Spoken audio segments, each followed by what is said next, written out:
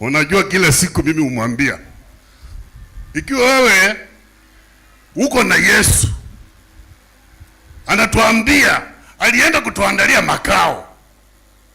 Kama ingekuwa huko angekwambia. Haleluya.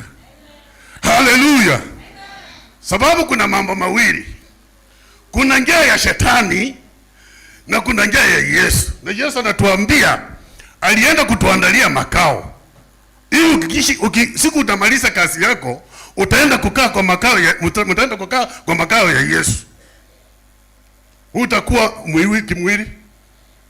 Kwa hivyo ujue kuna mambo mawili. Ujue wewe ni wa Yesu au wewe ni wa shetani. Usio unafinya form, unakimbia ukisema naenda kanisani, baadaye uende jehanamu.